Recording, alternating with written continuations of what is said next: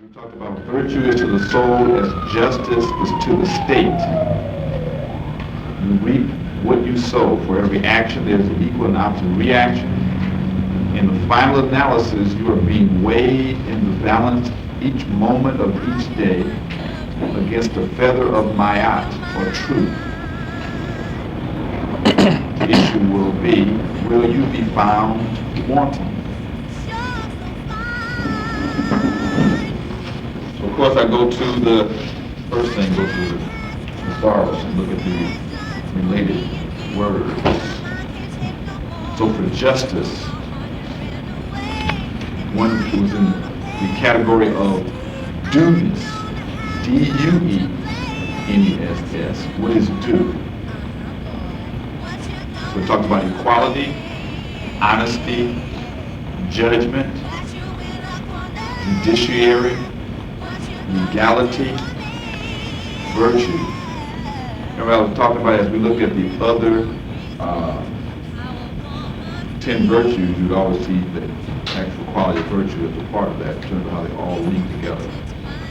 I'll just go with a few notes I have here. It says, related to the judgment scene, this comes out of Signs and Symbols of Primordial Man by So it's the judgment scene, page 36. And Signs and Symbols of Primordial Man. This is what he was talking about. He was just trying to show. He had some various images talking about the commonality of the cultures between the Kemetic and the Americas. Toltecs, the Olmecs, talking about the Mayas and the Aztecs, much of the Mexican similarities between their various symbolisms and deities and the scenarios within their pyramids and temples and those from the ancient wisdom systems. Here it says, and I'll start, it says, in all Mexican and Central American pictures where we see the opening of the body and the heart being extracted, it is carefully preserved by the embalmers. And the tomb of Prince Cho, Dr.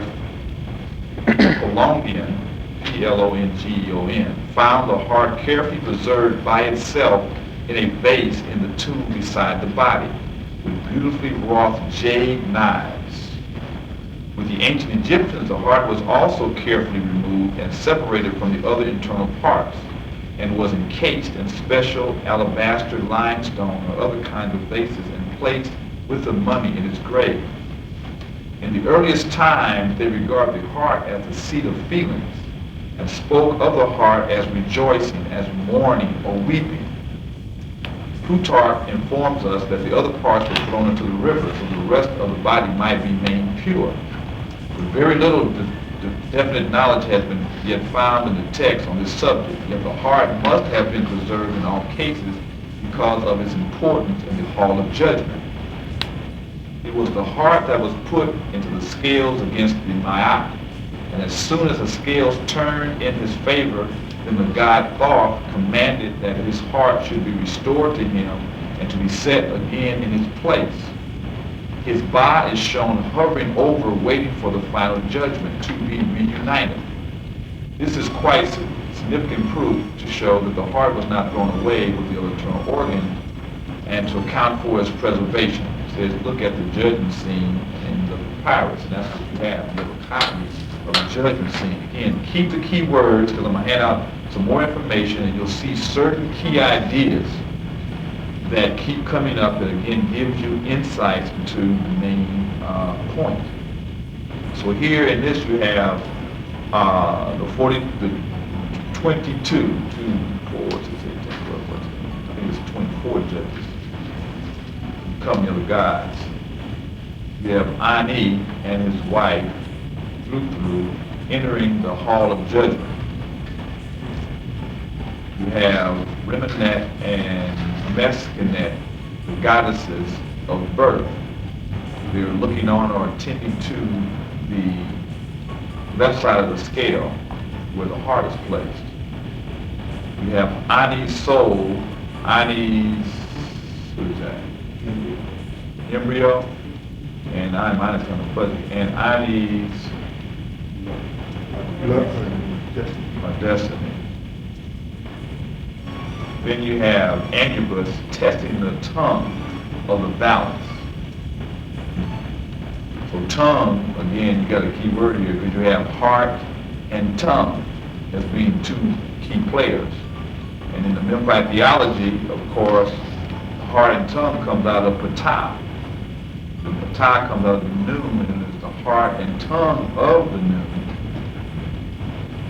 And we talked about the heart and the tongue, heart representing perception, which is also related to the intuitive or inner spiritual self, and the tongue related to creative utterance, which also actually relates to how do you employ or how do you move on that which you perceive. So if they're weighing your heart in the scales that relates to your inner intuitive mind, inner known, against the tongue in terms of how have you actually acted. The tongue measures your actions relative to your perceptions against the feather of my eye, which is truth. And you have thought recording the results of the weighing, and you have the devourer of the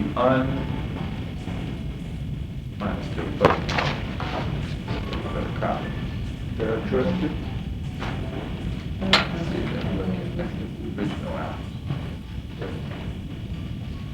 Unjustified. Unjustified? Yeah. Right. The devourer of the unjustified. And then you have on the second sheet, you have Horus introducing Ani into the presence of Osiris, as if he makes it through the devourer. You have Ani justified kneeling before Osiris, and then you have Osiris thrown within a shrine. Behind him are Isis and Nephthys, and before him upon a lotus stand the children of Horus, or the four sons of Horus. But basically we're talking about the judgment scene. We're saying justice is related to judgment, being judged, and one is being judged in terms of against truth, in terms of creating a balance between what you perceive and what you do relative to truth. So every moment you're being weighed in the balance relative to how are you acting based upon your understanding. So then I went to, this is also related to the judgment scene. This comes out of this book, Egyptian Mysteries by Lucy Lammy. So to give us some further insights.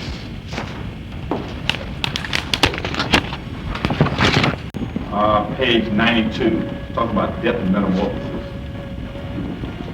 It says, in the book of coming forth into day, after the procession to the necropolis, the funeral and the hymn, there follow incantations, and then to set aside all obstacles to the dead person's ascension into the sky. Then formula are recited to open the tomb so that the dead person identified with Osiris Orion may walk on earth among the living, and neither he nor his name will ever perish. All the celestial powers are invoked so that the soul, Ba, may return to see the mummy in the kingdom of the dead and unite with its Ka, or double, and that it be not kept prisoner by the guardians of the shadows of the dead nor expelled from the sky. In the famous judgment scene called the Psychostasia, the deceased is brought forward either by Ma'at or by Anubis. The scale is surmounted by Ma'at, justice. On one of his pans is the heart of the deceased, and Ma'at's feather on the other. The human passions must not weigh too heavily, nor must the appetite expressed by the Ka re-attract too strongly, or it may be that the female monster, the devourer, would gobble up the deceased, who anxiously awaits the judgment to be rendered by Thoth with the ibis head in the presence of Osiris. It is in this heart of the double Ma'at, individual consciousness and cosmic consciousness, that the famous native confessions take place, in the course of which the Osiris name, the deceased, declares himself to have been charitable on earth under all circumstances and exonerates himself in the presence of 42 judges from having committed any of 42 faults, Horus then introduces him to Osiris sitting on a throne resting on a pool of water, out of which grows the lotus flower supporting the four sons of Horus, protectors of the four principal organs of the body. And then we were reading and showed in the opening of the way how the different four principles of the organs of the body related to specific spiritual functions that manifested themselves in the relationship that those various organs had to one another. And I'm going to read through this to give you a feel for what they're talking about. So we skip over to where it says the sons of Horus, the next page.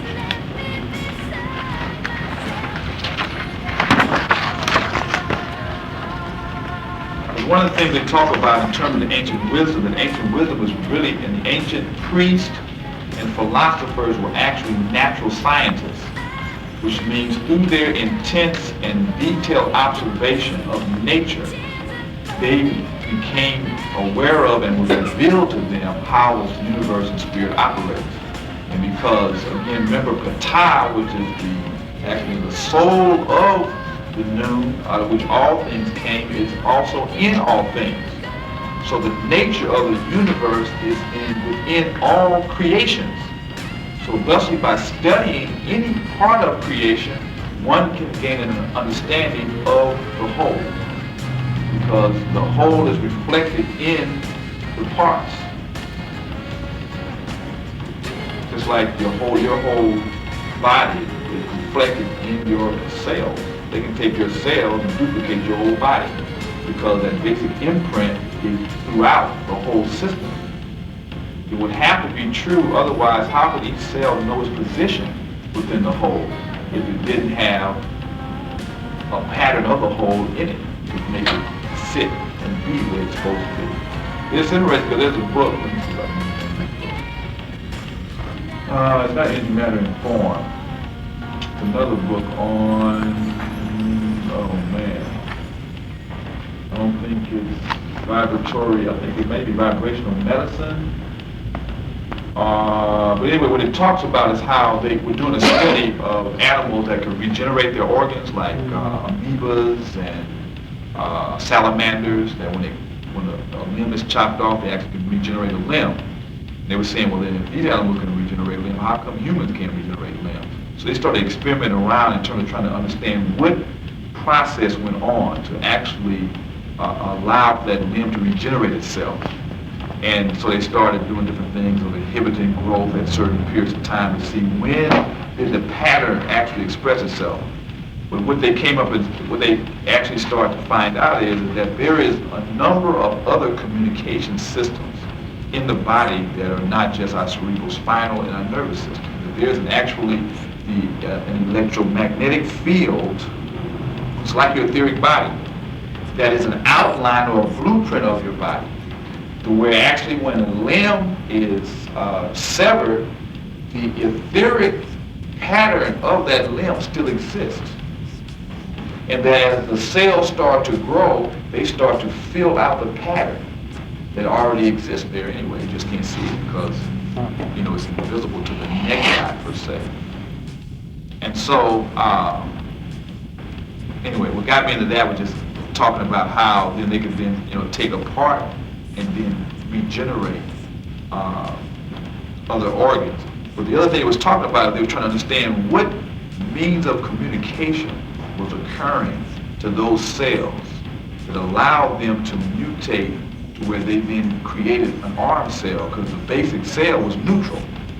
So there had to be some kind of a communication system going on in the whole body that allowed that cell to then be communicated to where then it mutated in terms of this pattern to where it could become a specific type of cell. So anyway, just talking about how there is a greater means of communication and there's a total connectivity between your whole body and your whole self. So when, in the West, they think where your body is separate from consciousness or spirituality, but it's all connected. So then by you gaining a detailed awareness on how the different parts of your physiology operate will also give you a deep awareness of the relationship between various spiritual practices or spiritual principles. So I said, all I have to say to lead into this. that the four sons of Horus, the four birds which are released at the coronation of the Horus king, bear the names and distinctive heads of the four sons of Horus, protectors of the four principal organs of the body. They are themselves guarded by four female protective divinities. Each flies toward one of the cardinal points, which are given in the following order. So it says, Imset goes to the south and announces to the divinities of the south that the Horus, the king, has taken the white crown and has united it with the red crown. Hapi goes to the north and says to the divinities of the north the same thing. Dwyer goes to the west and says to the divinities of the west the same thing. And this is Kevin goes to the east and says to the divinities of the east the same thing. Imset with the human head is protector of the liver and is under the guardianship of Isis, and Isis is said to come from the west. So she comes from the west and goes toward the south. So it's also telling you in terms, this is a counterclockwise motion that's going on relative to the four cardinal points. Hapi with the baboon's head is protector of the lungs and is under the guardianship of Nephthys, who according to the same source comes from the east. So from the east, Nephthys goes to the north. Dwight with dog or jackal head is protector of the stomach and is under the guardianship of Neth, divinity of weaving and of the red crown of the north. Kibnepsif with falcon's head is protector of the intestines and is thus under the guardianship of Silket, the scorpion divinity, called she who causes the throat to breathe and who is associated with the white crown of the south. This arrangement suggested by the text is actually that of the female divinity encircling the outer cornucopic chest of gilded wood in Tutankhamun's tomb. The function of each of these divinities then reveals itself as follows. Imset with human head, protector of the liver under the guardianship of Isis at the west, is the steward par excellence. From the material received by the stomach, which precedes the liver, he stores what is necessary for the manufacture of sugar, fat, and albumin and urea.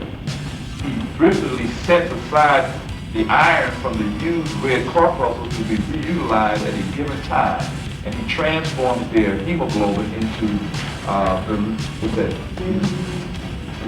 librium. Say that again? Bilirubin, okay. The pigment which colored the bile which he secretes in large quantities. Finally, he goes to the south to bring to Kenepsis, the guardian of the intestines, the bile which is indispensable for digestion and excretion and important antitoxin.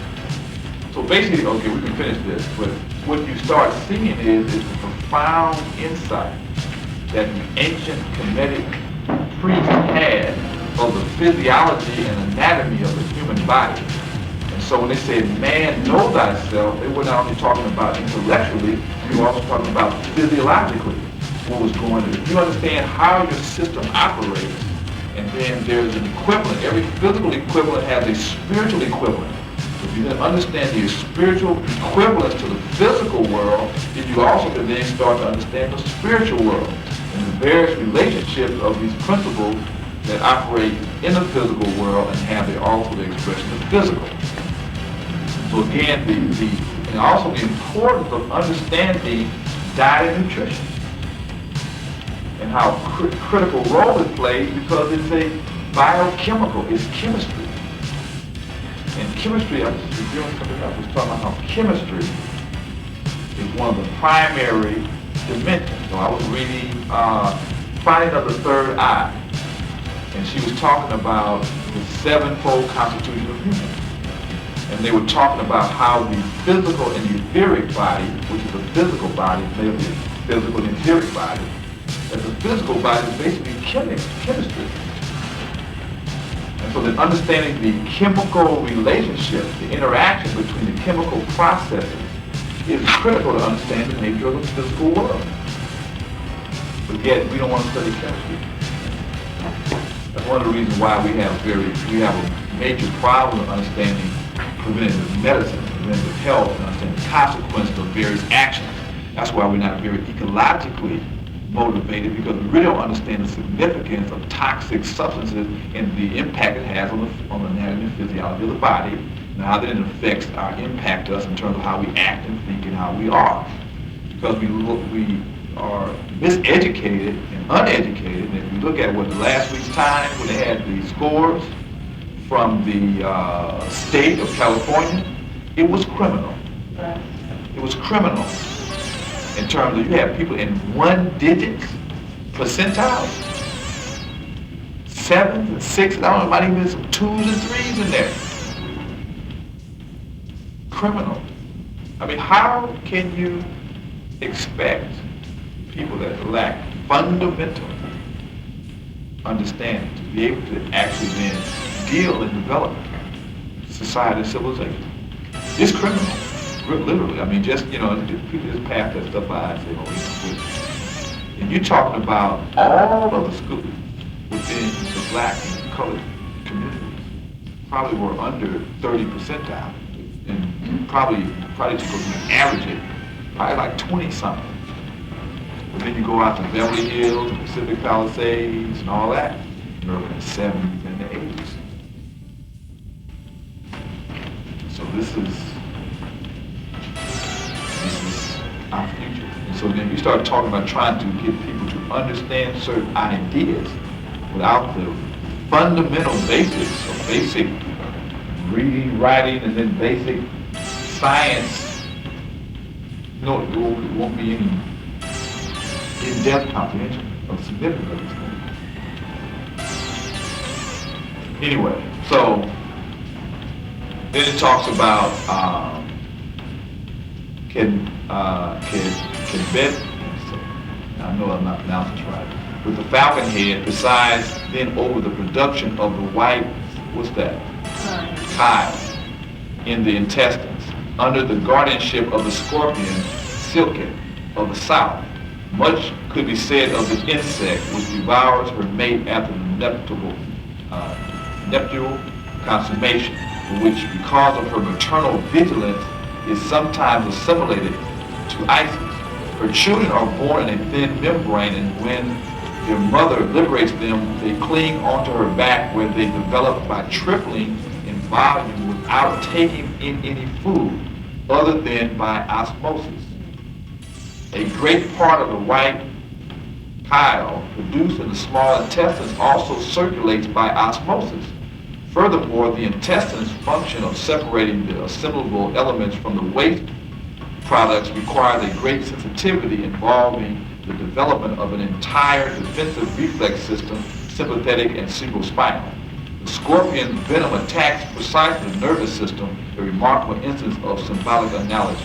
So you see how the ancients understood how nature operated, not only in just one kingdom, but in all kingdoms, and then would show and pick the various totemic symbols to exemplify the operation of that principle because of the role that that particular animal or entity played within the whole, I want to say, scheme of nature. So then for us to try to interpret what the true symbol means, we have to really interpret or understand the role that that element or entity played within the whole natural order of things. So you can't understand it isolated from the whole.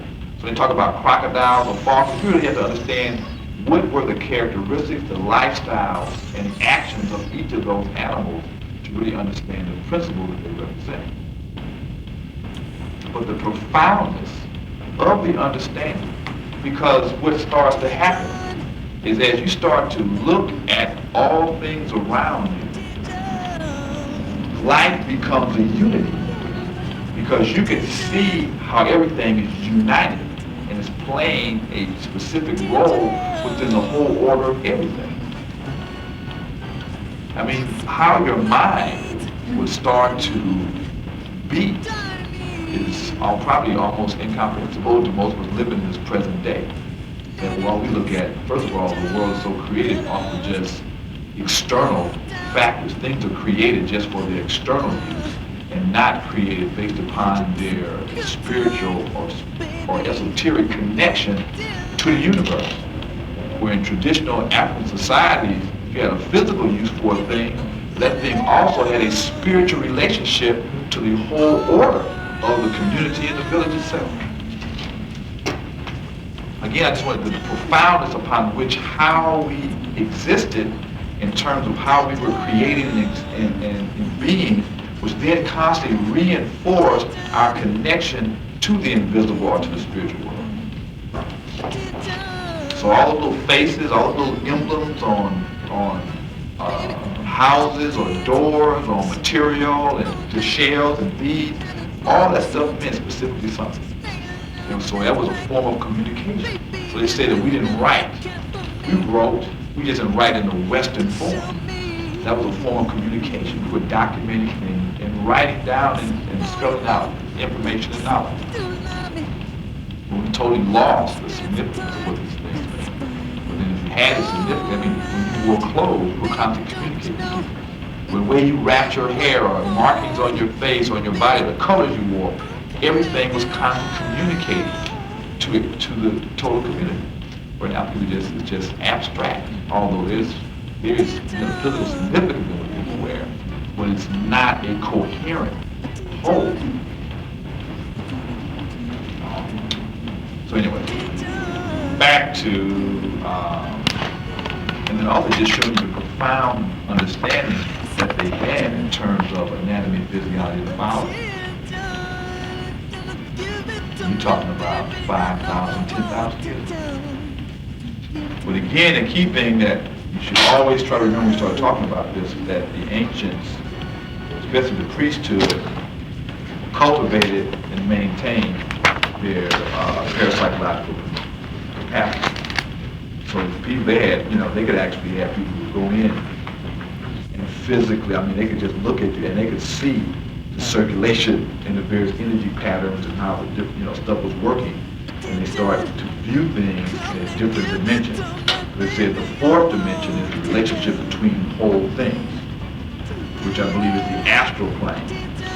And so relative to the fourth dimension, the way we see things is three dimensional.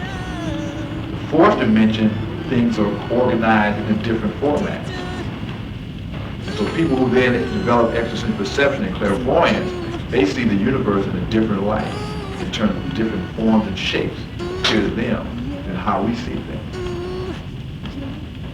So we could be looking at this world from a fourth dimensional relationship and you would see different patterns and just you sitting here.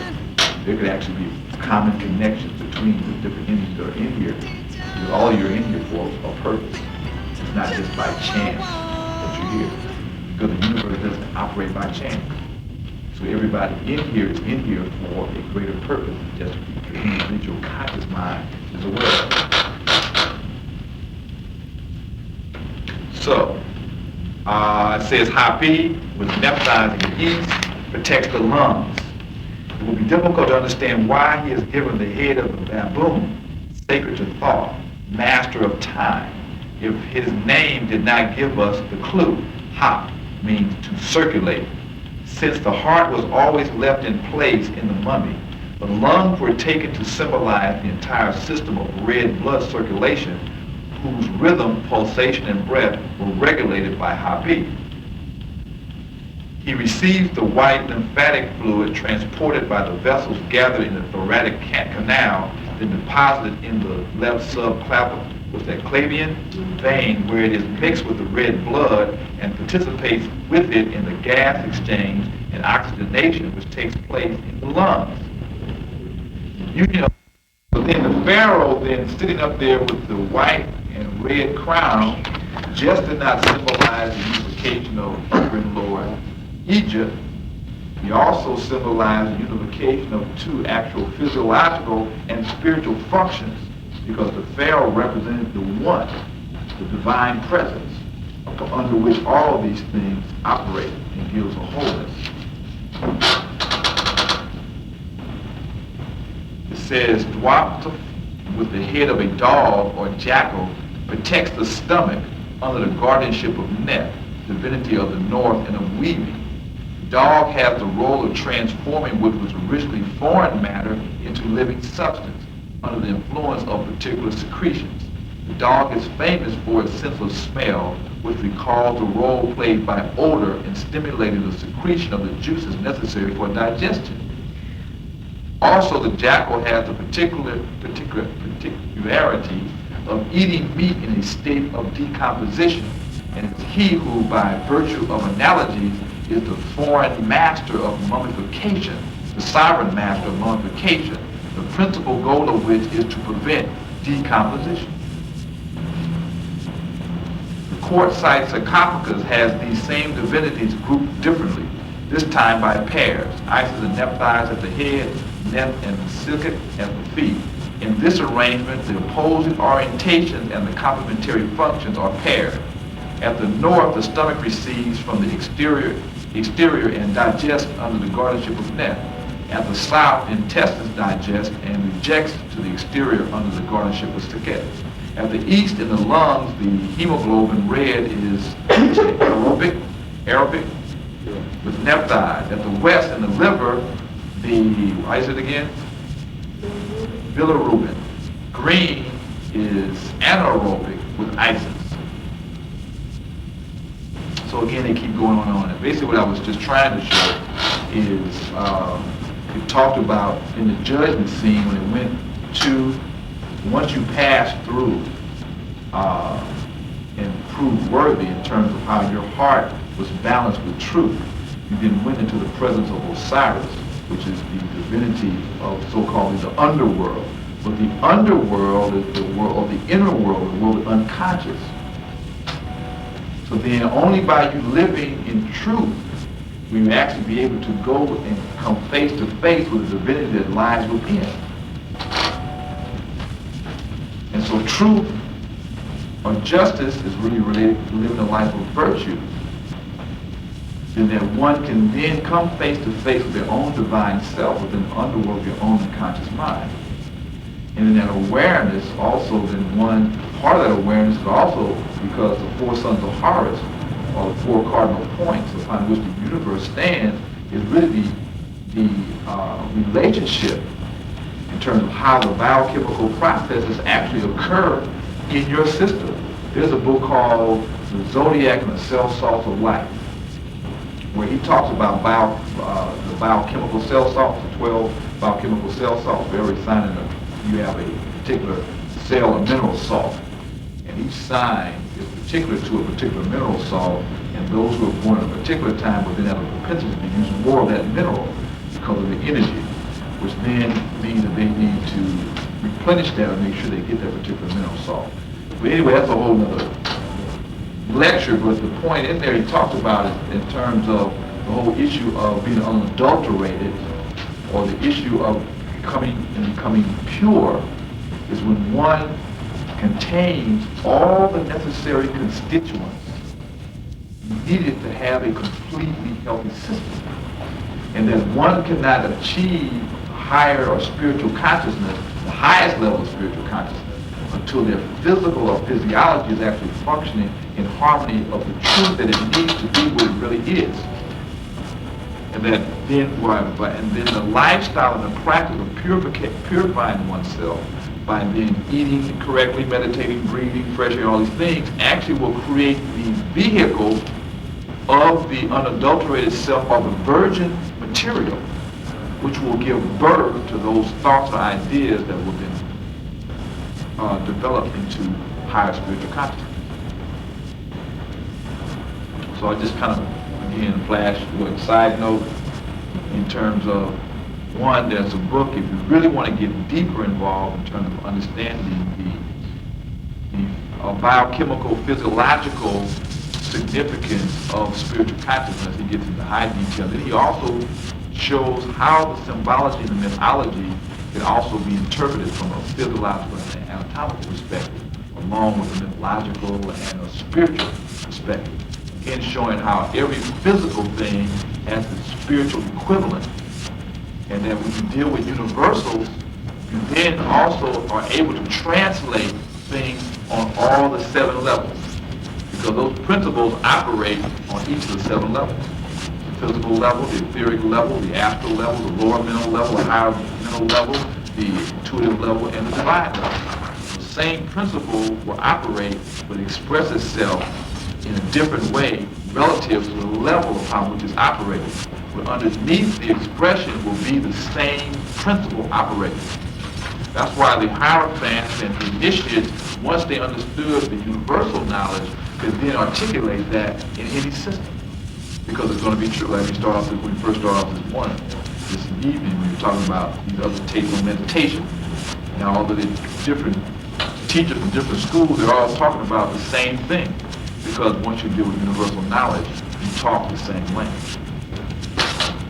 The book, Zodiac and the Cell Saw. It's by Carey and Perry. C-A-R-E-Y and Perry, I think P-E-R-Y. Yeah, they have it in the Bodhi tree. And it's heavy also in terms of defining a lot of the mythological symbols, what they really represent in terms of physiology, also astrology, astronomy, and spiritual doctrine. It's a very profound piece. Okay, so now let's go into some other points on Testament.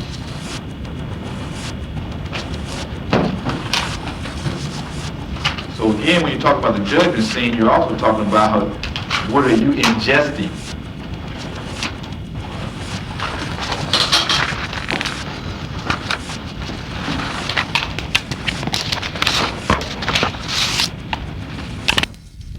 Go Bible dictionary. No, this is from Gaskell's Dictionary of All Scriptures and Myths. Let me make sure. No, this is from, yeah, right. So I went and looked up justice.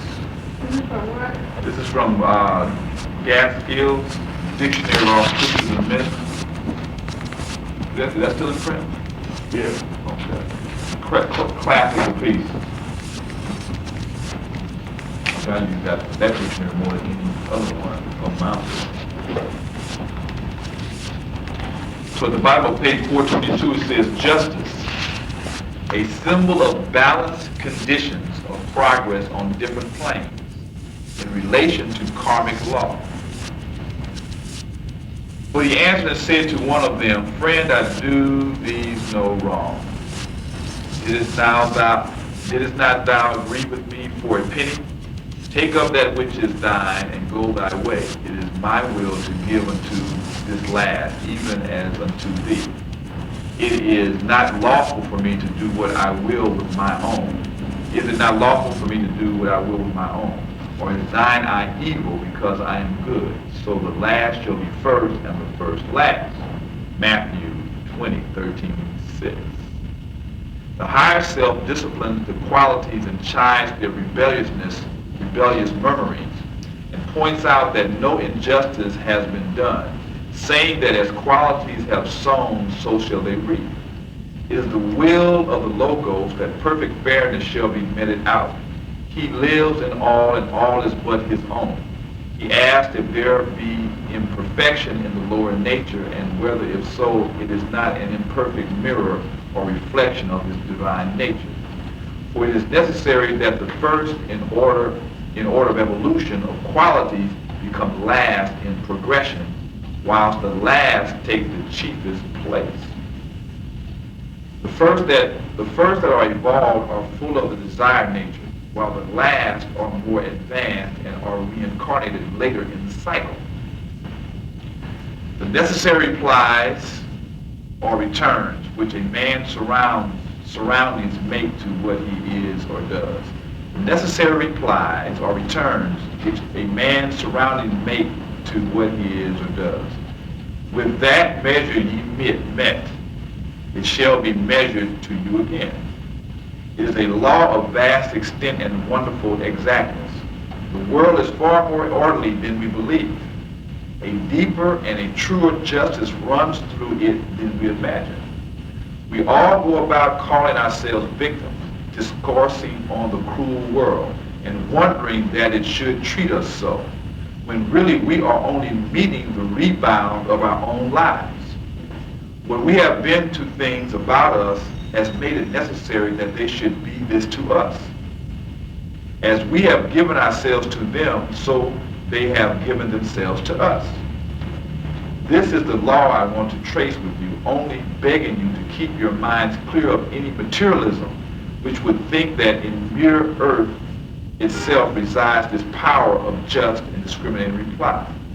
It is as we and all things exist together in the great embracing and providing element of God that all things give themselves to us as we give ourselves to them. So all the phenomena of life are at the same time divine judgments if we are only wise enough to read them. Phillips Brooks' sermon, The Gift and Its Return. For more information, you could look up the dealing with householder, karma, labors, money, qualities, reincarnation, sowing and reaping, steward, vineyard, wages, work, etc. Okay, now continue on. The next sheet, you can read this on your own. I just took this from some information that was by Manly P. Hall. He had some lesson material, and I had found justice, so I added that in. You can read that. It's interesting. Well, hey, we got it. Let's read it. Justice is a virtue to the degree that it contributes to the happiness and well-being of mankind. If it be necessary and right for governments to be just, it is equally true that men must be just in their private dealings. Men criticize justice, yet they themselves are unjust. Breaking small laws every day, they condemn those who break greater laws. That which is truly just or right may not be known, but we can satisfy our present need by asking what is pleasant and what confers happiness. If certain virtues supported by strength of character accomplish a greater happiness for the greater number, we should uphold these virtues and establish them as proper guides as to what is right and what is wrong.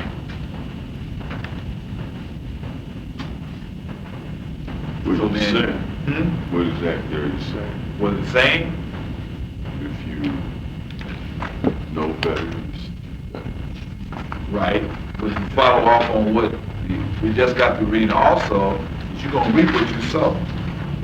So it's not that you are out here articulating all these things in the presence of other people, but yet in your daily dealings, you're constantly violating these laws.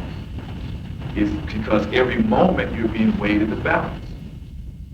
And so, depending upon how you fare it determines where you're going to go. What comes to you, what you give out, what you give back. It's not, again, what you articulate, it's what you really do. Because the tongue is not what you verbally say. The tongue is creative utterance. It really exemplifies what you act on. It's not tongue I physically say, it's what you actually act on. That's what you really speak. You understand what I'm saying? What you're really speaking to me, you might be saying, oh, I just love you, and you're taking my money. You're smiling, telling me you love me. So your physical words is not what you're saying. What you're doing is what you're saying. That's the creative utterance. and it's based on every moment. Every moment. Moment. When you're judgment, you're being judged every moment based upon what you actually do. And that's relative to truth or higher truth. So that's what you're being weighed against. You're not being weighed against man-made truth. You're being weighed against universal truth. That's why they took out karma and reincarnation out of the scriptures, because if people understood that they are being constantly judged by higher truth, then man-made truth that violated higher truth, they would not obey. I mean, the capitalist society that's based upon materialism could not flourish. Because you would know that true profit is not material gain.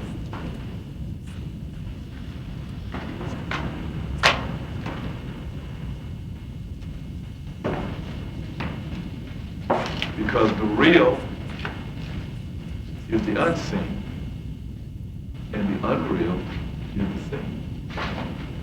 They constantly put out in front of you those things that are just material, which are transitory. It's an illusion.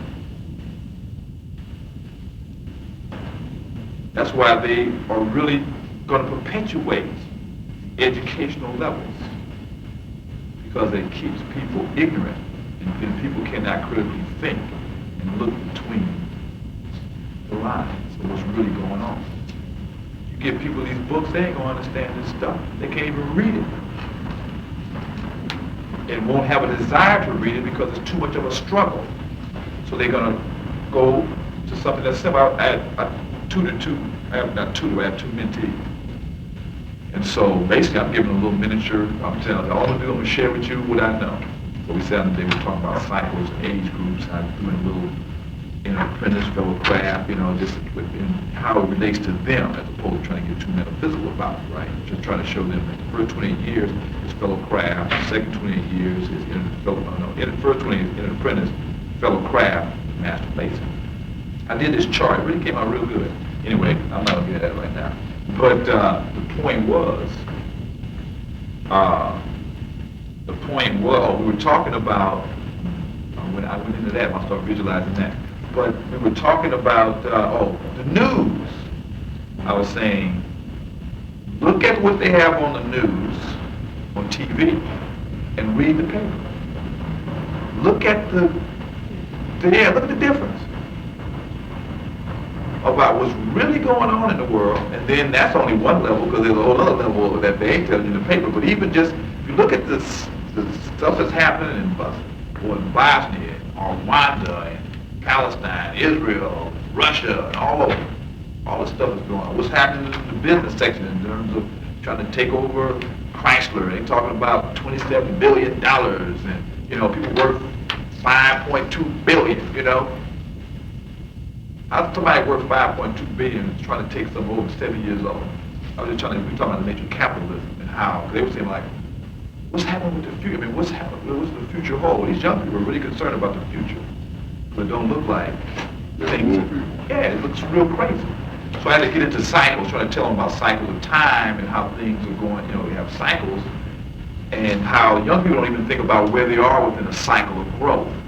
So they have a very limited view about, I'm here in this phase, and I'm gonna have other phases of my life, and so how am I conscious of these things? But the point was, again, in terms of what they feed to people, because most people don't want to read. That's just at a basic level, right? Let alone you start getting some deeper kind of things. And so part of the work is to try to stimulate folks to really get involved. Also, a part of it would be to translate this stuff into other formats that people can also absorb. Because a lot of times traditionally they didn't do it through reading a lot of books. They actually had set up different situations and experiences that take these concepts and put them into an experiential environment where you experience the truth. And then you can talk about it because you experienced it, you understand it from a feeling level, as opposed to you trying to have to deal with it, with all these different words. Someone used the term this morning on the radio,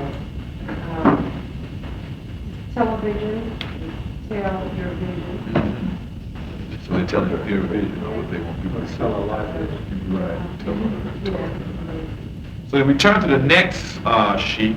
This thing that come out too great. This came out of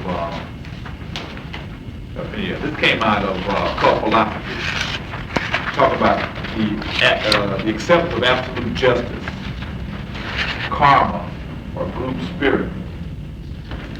This come out of the 7 basic truths. If one cannot really grasp these 7 basic truths, then they really won't be able to accept the metaphysical orientation of the universe, and you'll not be able to go into the deeper mysteries because the consciousness won't be conditioned to really accept the principles upon which the greater universe operates.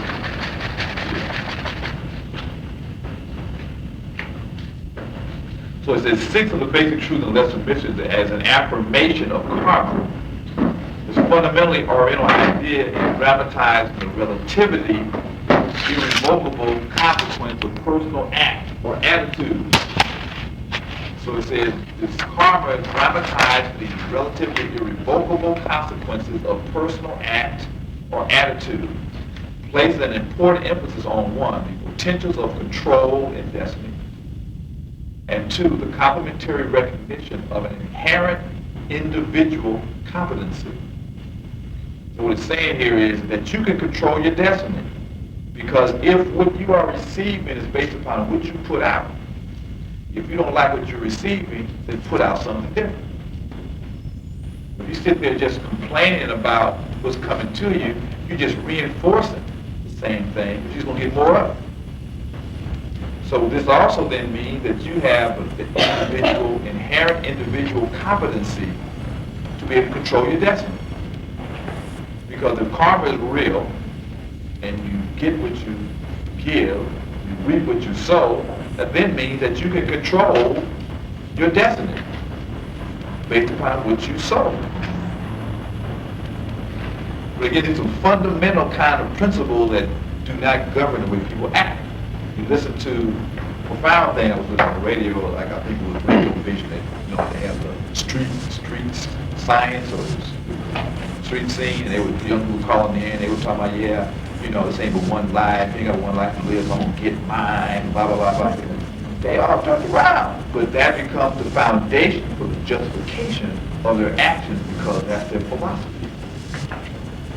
So they pretty much gonna be what they say. Right. But then it's also dealing with group spirit, because the karma as individual is also group karma. Because it's almost like, if you say if your arm is uncoordinated, you walk around, you keep slamming into stuff because it's uncoordinated. And although it's your arm that gets slammed, your whole body is a part of that arm. So these other appendages that are part of us are out of sync, because we haven't brought it into coordination, into order. And my eye deals with order, which is the feather upon which you're being judged. And justice is to the state as virtue is to the soul. It says, the concept through recent centuries has dominated classical physics and its accompanying medieval rationalism, appearing as limitation rather than opportunity, and that phenomena are the faithful expression of their prevailing familiar. Again, most times when we talk about karma, they always talk about it in the negative. Karma is neither positive or negative, it just is. You create the negativity about what you do. The law is just, it is. Experience may be subject to an intelligent or ordered direction of greater ultimate purpose than the mere repetitive consequences of participation in the immediate complex. Basically saying that experience may be subject to an intelligent or ordered direction of greater ultimate purpose than the mere repetitive consequences of participation in the immediate complex. Most people are just participating in the repetitive consequences in the immediate complex of things, as opposed to them tuning into a greater ultimate purpose. How many people actually go around with understanding or orientation that they are operating from a greater ultimate purpose than just their immediate environment? Very few. So the thing is, are you aware of, as you operate in your day, that you are a part of a greater ultimate purpose? If you can maintain that state of mind, that state of consciousness, as you encounter things in your day, you can operate from a whole different perspective on how you look at these things. But once you come down and go in a direct relationship, then you become engrossed in that level of consciousness. You then become subject to the consequences of reacting to that level of consciousness. So one thing we constantly try to do through your meditations, through your prayers, whatever, however you ritualize your life, is create some mechanism that reinforces that attitude. That's really where signs and symbols came in, where people wore crosses and symbols, because it reminded you of another ultimate reality. Not that, Christ somewhere died on a cross, physical, this God is physically looking down. They took it to a person, they personified it. supposed to understand the principles that we're operating. That's really what these insignias and signs, and you have the thing with masonry. Now they use them as like badges of honor. That ain't what it's supposed to be. It's supposed to be reminding them of creating a circle upon which they circumscribe their character. They limit themselves so that they stay in check. And that the shrine is that they are square, they're righteous, they're upright. Not that I'm wearing these rings, I'm 30, 33, and I'm all that. So then it says, however, although conforming to pertinent conditions, key word is pertinent conditions, is the very essence of integrity. Because people can run one course inevitably in the ordinary pattern of their being, they may run another with equal fidelity in the extraordinary case. So you always have a choice. You can choose the ordinary, or you can choose the extraordinary. You can choose the lower or the higher, the inner or the outer. Again, going back to the first virtue of steadfastness, and understanding the difference between the real and the unreal, then one would be steadfast in choosing the extraordinary. They may change what is destined for them by their attitude in connection with it. Right. That's why we constantly be rehashing, this woe with me attitude. It just reinforces the same condition. We have to elevate our consciousness to another level and start talking about taking control and recreating the world from a higher perspective, and then we won't be so reactive to all this crap. We constantly, again, we get caught up in just reacting. We need to go to another active of operation and start creating the world. I'm dealing again in my environment. I was talking about this whole health, I'm in healthcare. I work at Drew University as part of the Kingdom Medical Complex. We're going through this whole rearrangement of managed care. So everything is in flux, right? Because they don't know what it's going to be. I keep asking the question, what should it be? They're constantly trying to jockey and manipulate the constraints, as opposed to saying, forget that. What should it be? Let's define what should it be. What is optimal health? What is true quality of life? Let's define that. And once we define that, then we say, okay, where are we at? Now we define the course from where we're at to take us to where we need to be. But if you're going to constantly try to manipulate just what you got, which is already in a corrupt system, you're just going to perpetuate a corrupt system. Ain't no way it's going to work. No way. And there ain't no way you're going to know what's going to be happening 3 or 4 years from now, because you're founded on a deficient system. You're going to constantly have to change it. And then eventually it's going to give out anyway. You're going to have to do right. Sure. But then your opposite death and destruction is going to have to happen so people even see that. As opposed to, again, well, if people tie into the universal and were guided by the universal, then you just submit to the truth. So then they look at me like I'm crazy. I'm saying it's so simple to me, But it'd be like, well, we gotta have this committee, we gotta do this and this and that. I'm saying, like, well, what is the guiding principle? I mean, what is guiding? What are we trying to achieve here? They never talk about optimal health is what we're trying to achieve.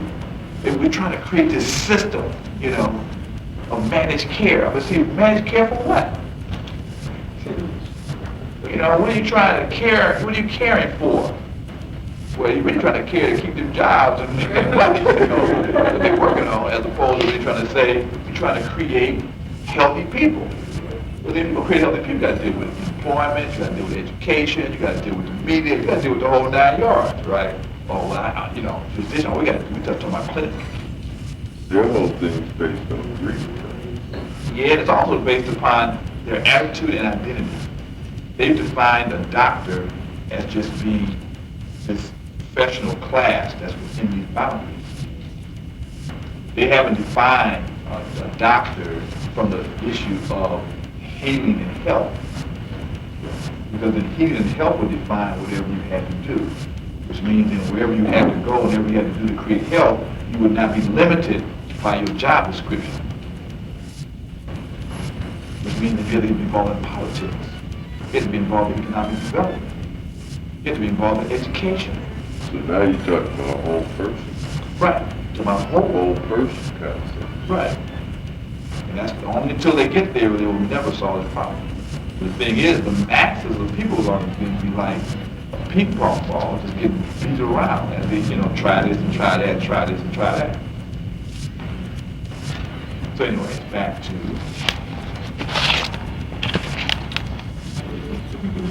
I think we talked about this, right? This is the insight. It says they may change what is destined for them by their attitude and commitment in time, and recoiling from the notion of penalties and excess of damage, the great spiritual teachers have passed on to the vision of forgiveness and even actual love for an enemy, thus capitalizing on evil constructively by removing the center of relationship to the invisible aspects for mastering rather than suffering events. Break that down. Okay. We talked about this before.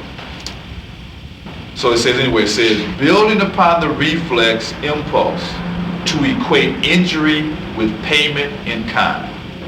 So it says, building upon the impulse. Somebody slaps you, you got to immediately react and slap them back. Somebody takes something from you, you got to immediately react and take something back from them. So that's like a natural impulse. Okay, so they're building on this impulse and recoiling from the notion of penalties in excess of damage. Somebody get caught with a joint, they send them up for 5, 10, 15 years. Somebody else go out here and spend or embezzle $30 million. What happened with the savings and loan? It's billions of dollars. Billions of dollars. Billions. The taxpayers is paying for.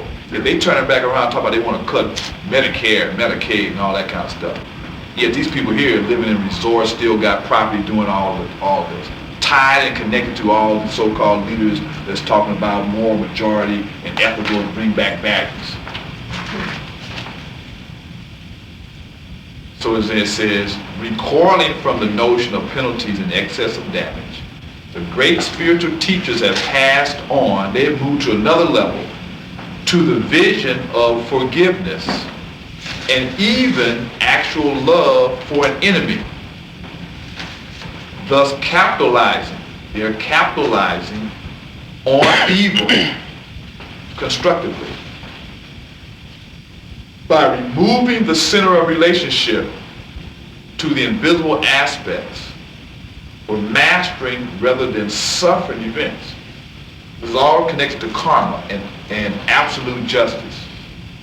Sounds like you're saying you may, I guess, take it in, but you let it go. You don't let it fester.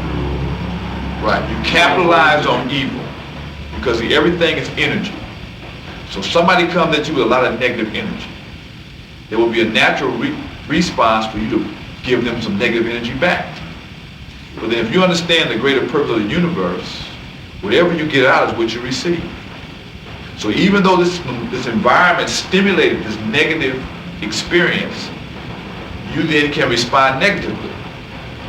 But the spiritual masters have moved to another level where they then utilize that energy and then use the energy and they reverse it.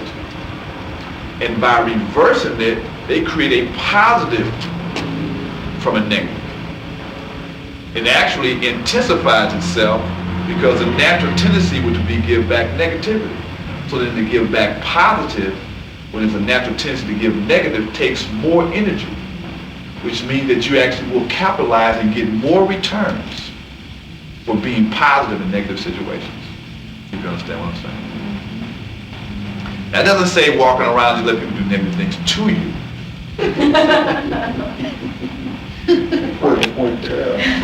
Right, because some people say, oh, that's it, oh, turn her the cheek, let's just beat us, the police beating us down, we just say, oh, we love you, yeah, beat me some more so I can love you some more, because I'm getting a positive. That's stupid.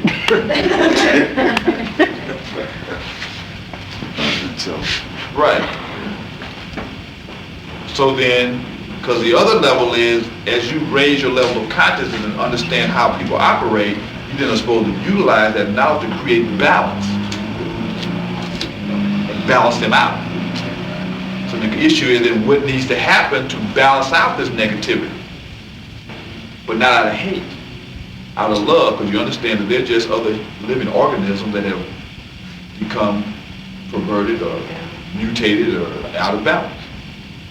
And so if you really understand how the universe operates, and at the heart of all living things is creative will, then that the physical environment is such that has conditioned the expression of that energy, and then you have to change the physical environment to recondition the expression of that creative force. And usually humans are the only ones that act out of accord with divine law anyway. Yes, we don't have instinct. We have instincts, but because we have consciousness and have will, we can override instinct. Like white people know they're doing wrong. They know it. That's why they feel so guilty. That's why they try to hide or push things away. Because inside, if you talk to the people and get them to really talk about it, they know that, you know. A lot of them are ashamed of their culture and heritage. I do multicultural ministry. One of the most profound things you do, you'd be 6 days, 100 men, probably 60% white men, Asians, Hispanic, few Asians. Can't get Asians to come out and talk verbally, because that's not part of their culture. Come out and expose things in the public. So you get one, we got 1 or 2, and then you got Hispanic population and black population. This is for young men? These were all ages. We had people as young as 16 and as old as 75. All over the country, from different parts of the world, age groups, professional backgrounds, the whole thing. So they'd have conflict out. The point is, whatever is pissing you off, you raise it, right? Bring it out. The only rule was no violence. And so, after 2 or 3 days, you know, black people talking about all kinds of stuff going on, and Asian people talking stuff, Hispanic people talking stuff, and white people just kind of sitting around, right? About the 3rd day, we was like, how come y'all ain't saying nothing? You know, what's happening? And slowly one say, what can we say? You know, you're hearing the Native Americans are there, we're hearing how Native Americans talk how we destroyed their culture, black folks talk how we destroyed their culture, the Spanish talk how we destroyed their culture, the Asians talk how we destroyed their culture. What can we say? Yeah, right. The other thing is, you never said you were sorry. That's the first thing. They've never said they're sorry. They keep rationalizing this, but they've never said, hey, okay, we messed up, or whatever. But we are sincerely, we sincerely. At the last one, this German guy, got an old German guy, German, okay. He got out down on his knee, and he said that he was sorry that a lot of stuff, he said he can't change a lot of it because his ancestors were murderers and killers and all this kind of stuff. But personally, he was sincerely, truly sorry for what, his ancestors and stuff had done, and this and that. He was saying to the people of color. What was interesting, there were some Jewish guys there, right?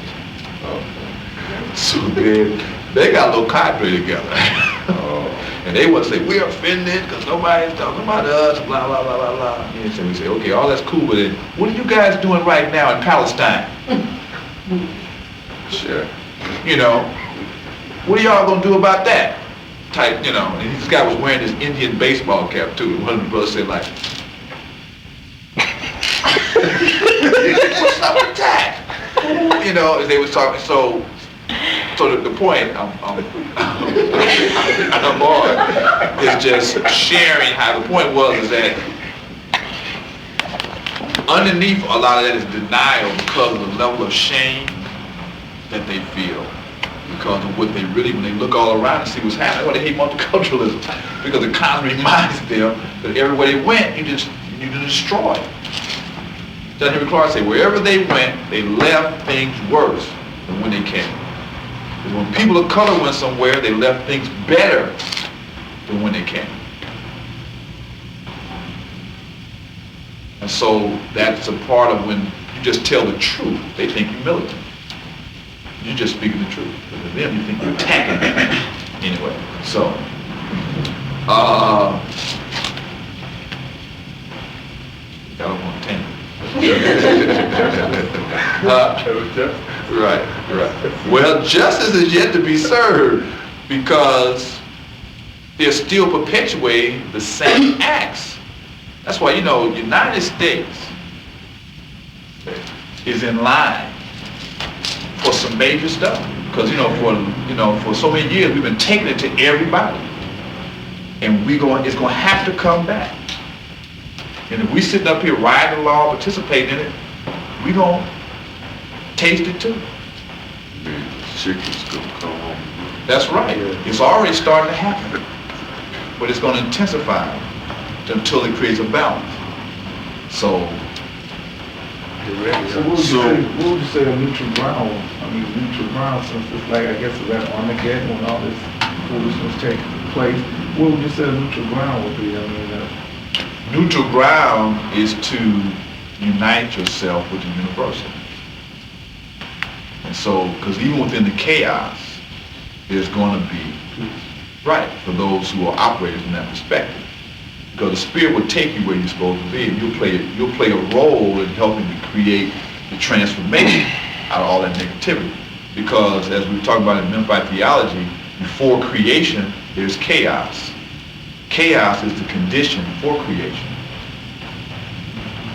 And so then, chaos is order. And chaos is order in chaos.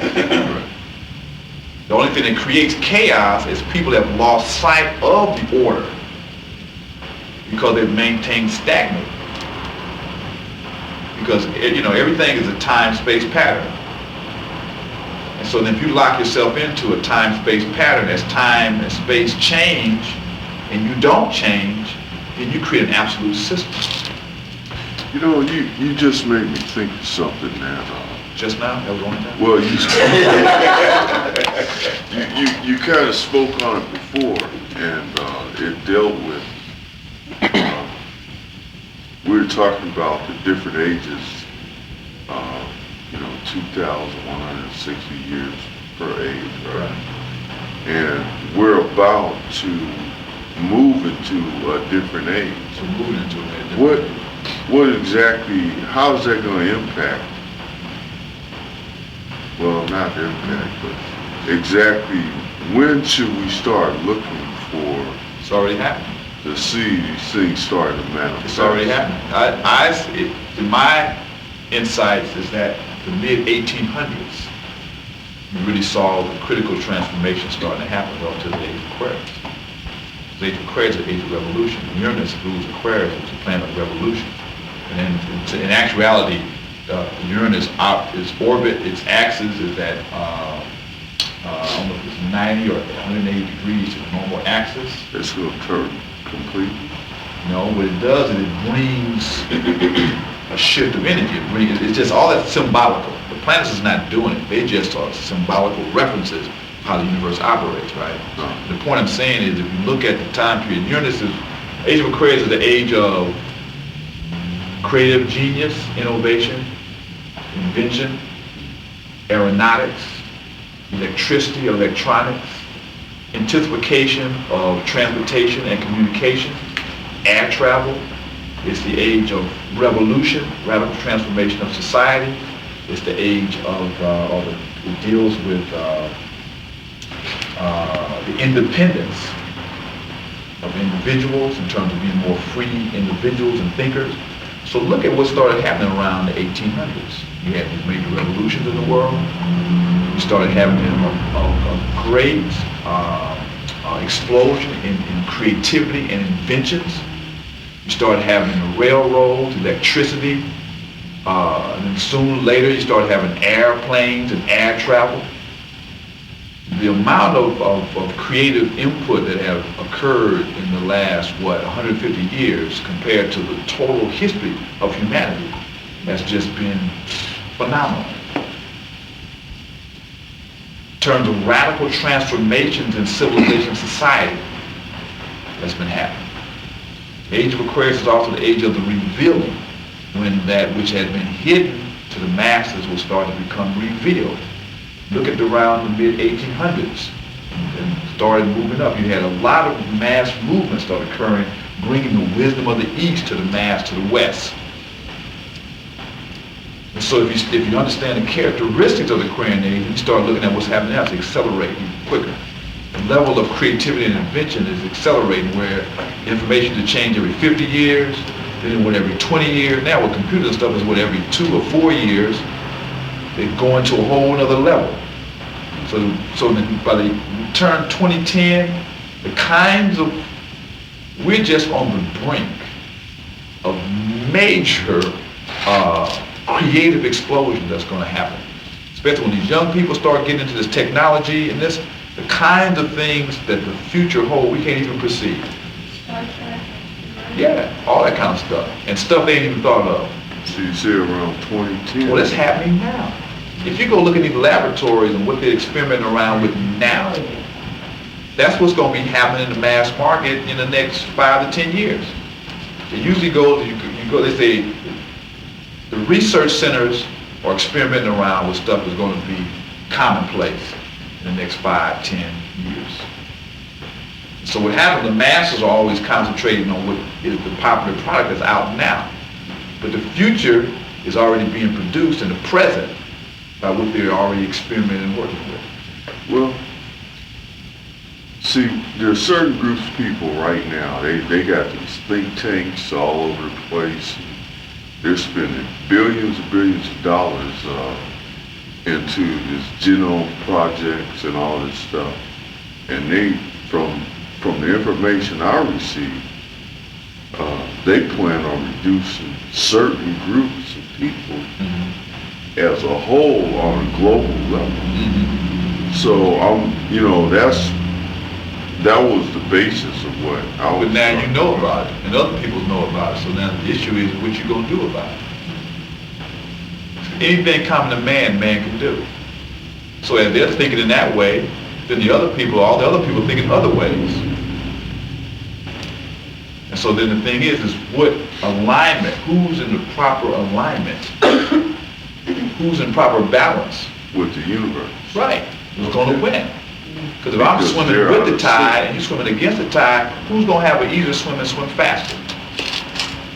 That's why if you become aware of what time it is, then you then cultivate the appropriate actions in accord with the time. And be a positive energy. Right. The ones that are going against the tide can only be successful if everybody else just lie down and go along with it. Once you have the knowledge of the obligation. Right. That's right. That's right. This reminds me of something Sister Soja always talks about in her lectures. It's like the folks that are committed to evil, they be really committed. Right. That makes them powerful. But those of us who on the path of righteousness, we be wavering so much, and we just are not as committed to righteousness as they are to evil, and so that's why they're winning. That's because, with that, you have to more have faith. You have to have faith, because the justice side is invisible. With the righteousness, because if you're doing evil, you see what evil perpetuates. If you do this, it's like, wow, that can bring that. But you can't see the good. Why? If you're eating righteously, do you get as sick as the people who are not eating as righteous? If you're exercising and taking care of yourself, do you have the same level of energy to the things that people are not? If you are spreading light and information, the consequences of what you're spreading, the effect it has on people, will bring positive consequences as opposed to people who are still following other crap, end up in jail, dead, sick, overdose, blah, blah, blah, blah. So it's being balanced, because every time I say that, people say, well, Hitler was a vegetarian. But vegetarian by itself is nothing by itself. Then vegetarian is only a diet. So vegetarian itself does not make you spiritual. Because you said being sick by eating certain food. Right. But then I'm saying, well, he may have been healthy. So that was a positive consequence of his action. The issue that you raise is, can you see the consequences of positive acts? Now, him being a vegetarian was a physical thing. But now, you got 7 levels. So then, okay, he might have been doing good on the physical level in terms of his personal diet, but then what was he doing on the physical level in terms of killing other people's bodies? You know what I'm saying? So, so everything is relative to the reference point. But the question is how the evil people, you can see the consequences. You can see it. You can see it if you have eyes to see. You can see it. I mean, if you're an instructor and you're bringing people truth, you're gonna see changes in their life. They're gonna come back and tell you how that thing that you gave them helped them in this situation, or they appreciate the insight. Some sooner than others. But even if they don't say nothing, you know that it's a positive movement. Because if you say you're knowledgeable, you know there's the invisible and not the visible. If you understand the laws of the universe, you know that people gonna reap what they sow. It's absolute justice. And so the thing is do you really know? A lot of the people who say they are conscious say that from only their outer mind, but they don't say it from their heart. Yeah, their inner self, their true self. Your inner self concept is what the true thing is based upon. So even during the movement, people were articulating all these philosophical ideas, but you look at their personal life, it was crazy. So that it ain't happening. And so then, the thing is that the people from the side of evil, part of it is because of the system, the environment, feeds and supports what they're doing. Yeah, so the system backs up. Right. So it's easier for them to because they get material gain. Jump on the bandwagon. Right. Where if you're trying to deal with this work, you have to go through a lot of sacrifice. And you may not get to be appreciated. None of that. You may not get no material gain for it. People may actually think you crazy. You can't talk to people about it, whatever. Well, you're out here talking crazy about doing whatever. Oh, yeah, let's do that. Yeah, come on. Yeah. In addition to that, like the whole illusionary game that you were talking about is really what the real deal is, because it's so strong. Because even though the people who are really in positions of control are benefiting from evil, they have so many people doing things that they're not benefiting from, believing that they will benefit from behaving that way. Right. That it's just unbelievable that they would even continue to be. You have all these young people, as you were talking about, who believe they got to get theirs now, and that you only live once. They believe these things, but their actions are not benefiting them in any way. They're just killing themselves daily, and that you can see that. They can see that themselves. Right. But they still believe that it's the best way to go. And then small acts that are in more of a righteous path that have immediate benefits, they don't see them just because the propaganda says that's not the thing to do. Right. It's like, it's just so many examples. Just the food you eat. You see kids just running to eat just garbage every day. Right. And there's enough information out there for them to see that this is not good for them. But at the same time, there's so much propaganda that tells them this is the thing to do just because it tastes good or it has that immediate gratification. And it's the illusion that's really, that people have to get over. And that's why the information is so key. And these people who are orchestrating evil for their own benefit, they have so many tools of information at their disposal that they're using that we have to counter. Plus they're insulated. So they create this whole world with they're insulated, which then perpetuates the whole thing. And then they isolate one another. They live among one another. They marry among one another. So they are many times they're separated. So it's a self-fulfilling prophecy type thing. And that and then it is intoxication, because they're dealing with power, and it's just like the young kids dealing with power, raw power, where it becomes exhilarating. You get a rush, from those different missions that you be on, and just scraped with death and this type of thing. It's like it's an exhilaration. You say, well, then what do I have as a counter exhilaration? Well, the system ain't offering nothing. You sit up studying some book that's antiquated or something. I'm saying? So the thing that's happening is that, first of all, the self-concept in terms of a lot of, the alternative movement really doesn't have, to me, a clear vision of the new world that needs to be created. So people then take little pieces and kind of function as individuals, where the old world is very clear in terms of their propaganda, in terms of this whole religion, and that whole mythology is out there, the so-called gain that you so-called will get. I mean, the same situation I talked about with this multicultural men's thing. A lot of those men there were 40s and 50s, some 60s, 40s and 50s, who became totally disenchanted. These people were middle-class, successful individuals, people, lawyers, doctors, people who had been business people, people who were engineers, different folks who were, then some of them were sociologists and teachers and that type of thing. But the point was that they had believed the propaganda. Like white kids, man, are really raised in Disneyland to where, they really, Tinkerbell, they really are raised in that kind of an environment where they be believing all that stuff, really believing all that stuff. And then you be a good boy, and you study hard, and you do the right thing, and then you're going to get the house, and the car, and the job, and the wife, and the family. That's the myth. And to where then they do the right thing, they work hard, and they get the job, and they find out that the job is screwing them. They work for 20 years, and they kick their butts out, and they downsize, and, forget you, or, you doing all this, and then, the kids is tripping because, you ain't at home because you're working all hard, and, and so then, or they find out that they are actually a part of a killing machine, people designing things. Guys say, man, I didn't know I was designing this new helicopter that was used to go out to slaughter villages in Vietnam. And they start finding the truth out, when they start looking around and saying like, well, what is it all worth? So anyway, the point I'm saying is part of it is conditioning. Experience itself. That's the bottom line. So then if more people have to become knowledgeable and start changing their lifestyle and then interact with people so that these people experience something different. They have no perspective that there is something different.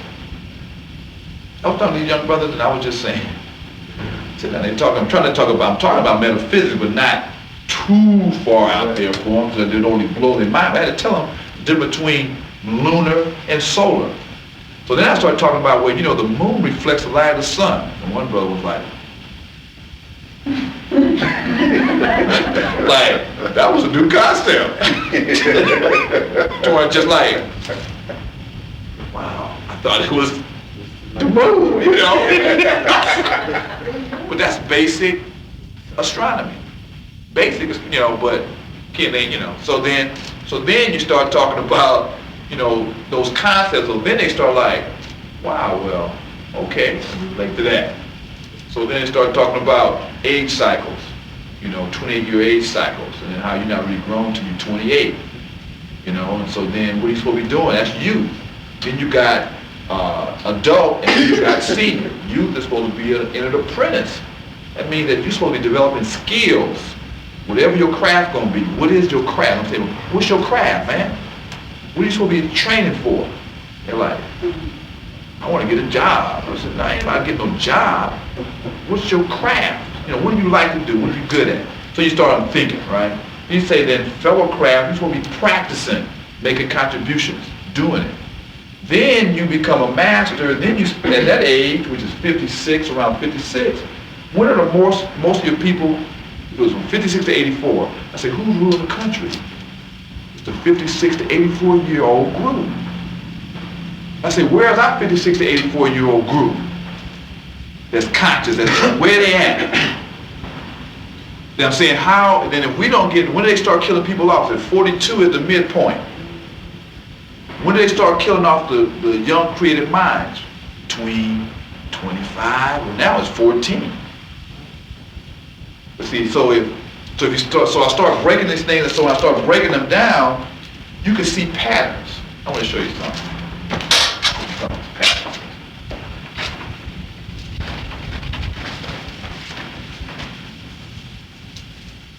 That's why graphic is so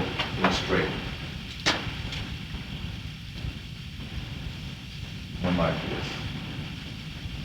This is 42, back to the midpoint.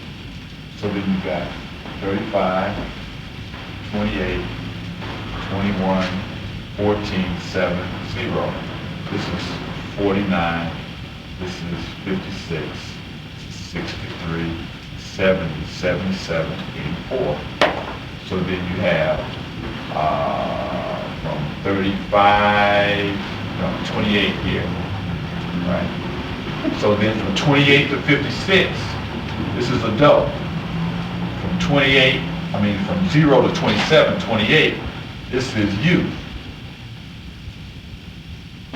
Then from 56 to 84, this is elders, right? I always want to put some dots in there. Feel that in. And then this is adult. In traditional society, the relationship was between young people and old people, because it was the grandparents that connected with the grandkids. And so you actually can see how society is actually related to these different functions. So then the question from 0 to 28 is youth.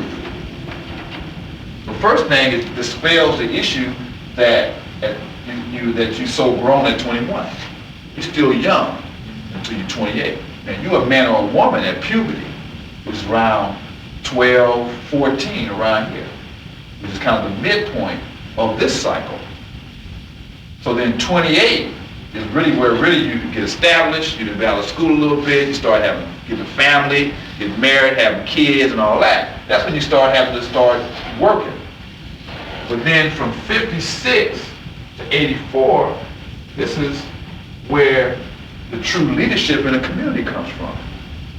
And most of our young minds ain't making it to there, which means they perpetuate where they have a baton system they constantly hand off. It goes like this.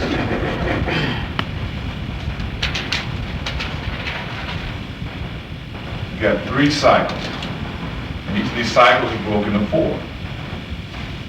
And each of these are 0, 7, 14, 21, 27, 28, 35, 42, 49, 56, 63, 70, 77, 84.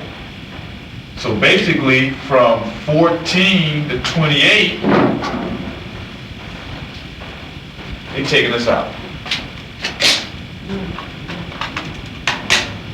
Where would the felt, you said the craft? This is Entered Apprentice. This is Fellow Craft. This is Master Mason. Like here, this is MM. This is Fellow Craft. This is Entered Apprentice. So that you know that the first 28 years, you're in training, developing your skill, your area of expertise. From 28 to 56 is when you're applying your craft. And then from 56 to 84 is when you become a leader, you become an elder, a wise person, where you should be providing leadership for the next generation and for your community. Usually corporate president did a research, and the average age for your chief financial or chief CEOs was 52. When the average age when they started assuming these positions of power and authority. So roughly saying it's around the mid-50s. And most of the people that's in Congress is between 56 and 77, who are ruling and making all these decisions.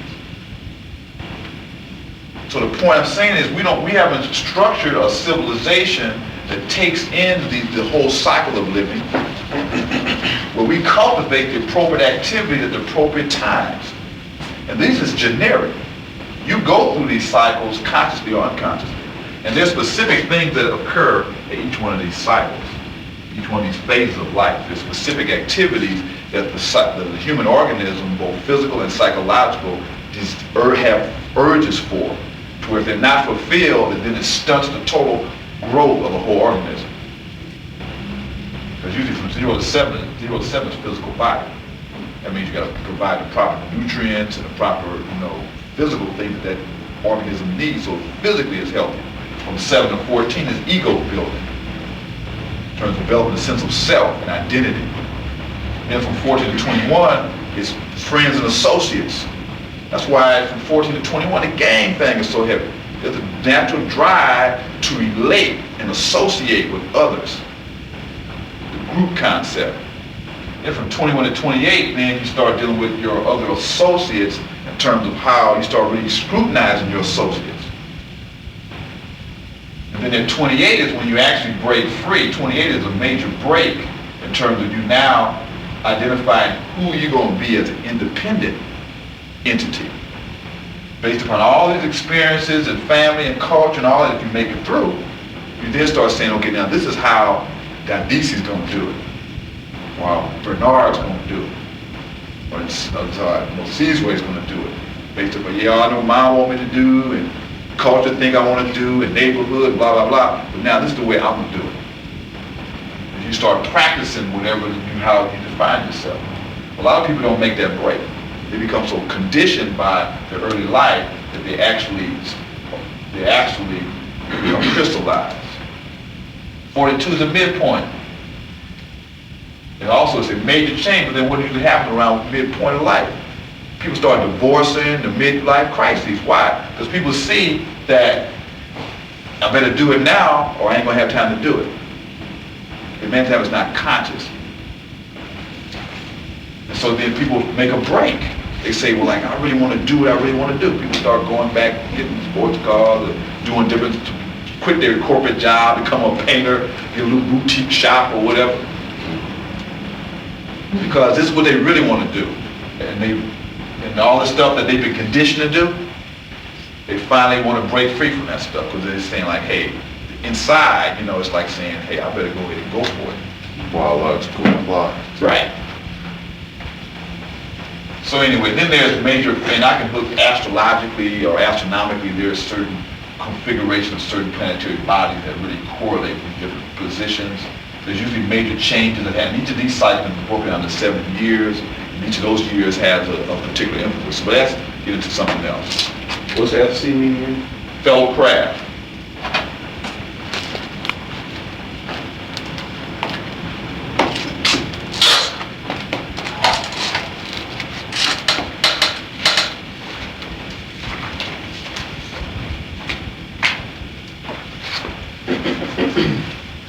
So, back to this page. It says, the seeker is expected to clear their own karmic involvements by disassociating themselves from all trivial or outworn compulsions and to realign themselves continually with new responsibilities in their invisible fellowship.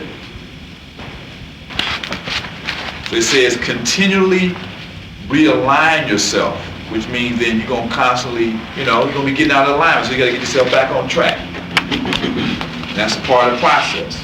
It's not a perfect, you're not perfect. If you was perfect, then you wouldn't be here no more. Or when you came back, you choose to come back. So it's part of the process, so don't beat yourself up too bad. As a sixth step towards the greater mysteries, you consecrate yourself to some spiritual service of self-sacrifice in the everyday working world.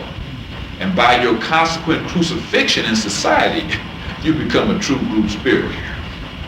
Which means that when you start trying to work for righteousness, truly express your true nature, you're going to get crucified. In terms of just people, trying to put you down, or people trying to say, oh, you're tripping, or whatever. That, so it's not just you're on the cross, but they are nailed on the cross. Because the crucifixion actually is where you're no longer held by the physical plane. And the physical plane is not just physical things, it's people's physical consciousness in terms of how they judge you. So when you die to the physical, you're no longer affected by the material mind. That's not only yours, it's other people's. So why aren't you going for that promotion, man, so you get, that? How come you ain't doing this or that? You could take that, man, you could do da-da-da-da-da-da-da. Make all kind of money. But that ain't where I'm coming from. So that's what the true crucifixion is. When you die to the whole of the physical world. So it's symbolic. That's only when the Christ consciousness, he was resurrected because he died to the physical and was reborn to the spiritual or the lower nature, right? Which took off the physical, etheric, emotional, and the lower mental body is the four main elements that deals with the lower physical plane. And so the cross is the four. So you die into the whole of the lower physical elements. And then you then are resurrected on the Trinity, or the three, which is a higher triad. So again, how all that symbolism is tied into these various functions. Speaking of that, can you speak on that a little bit? Speak on what? What was the holiday? Easter? Easter and Passover. And the golden egg and all that stuff. Well, what's the egg? What is Easter? Right, it's a new birth. So what's an egg? So we're talking about the equinox, yeah, basically. Right. We're talking about the rebirth of the solar energies. Literally what is happening is that the sun is increasing in its intensity and dominance of the day. The sun is the source of all life. Also, if you get into physiology, more light, more production of melanin.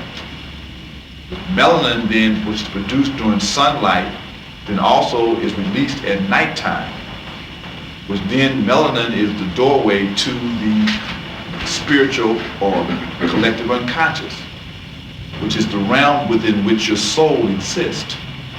So the rebirth of the sun also is a representation of the intensification of light. Light is also knowledge, also spirit, all these various, symbolism has multiple meanings. So an egg is the cycle of the planets, and the sun is an elliptic, which looks like an egg. Right, but an egg also holds the embryo out of which cracks open the new chick, the new life. So all again is symbolizing new life.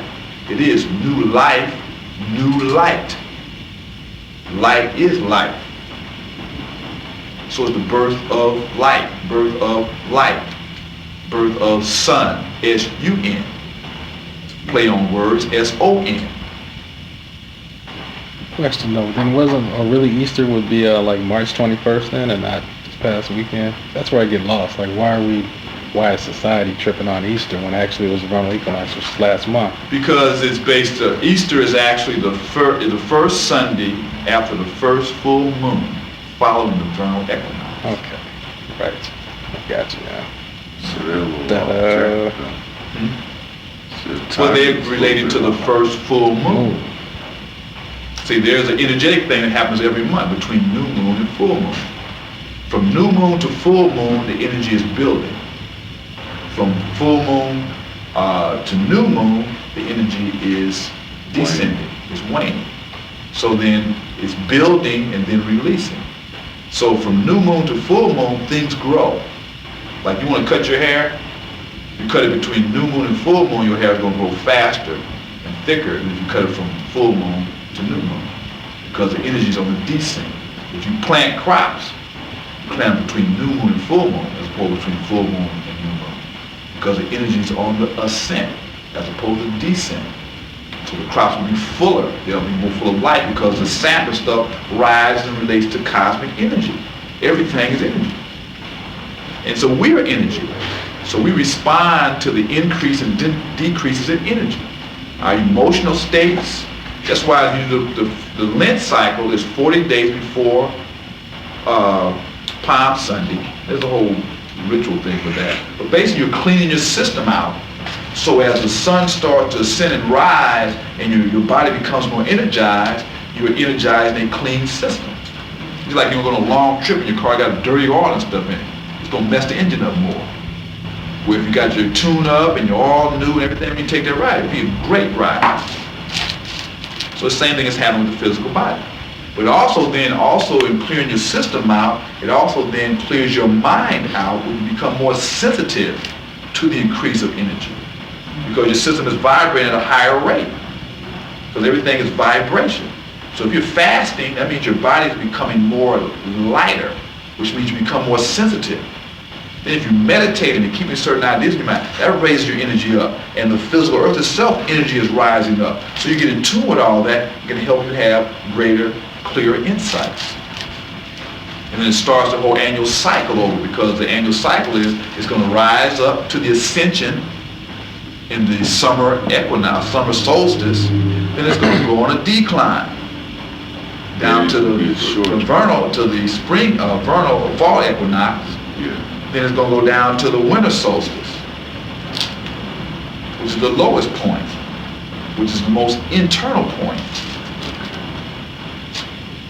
And so then actually the rituals, the various religious rituals are actually in sync with the 4 cardinal points, that they call the 4 gates. 4 sons of horses. Right, 4 cardinal points, the 4 directions, the 4 poles upon which the universe is held up. Or the cross. It's the cosmic cross. The 4 points creates a cross. It also squares the circle. So the 4 points creates a square of the annual circle or cycle of the sun.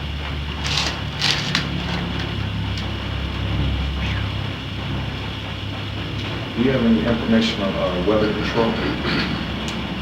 I mean, with the sun supposedly getting closer to the earth and people without melanin. Oh, you're talking about the reduction of the atmosphere? Right. Right.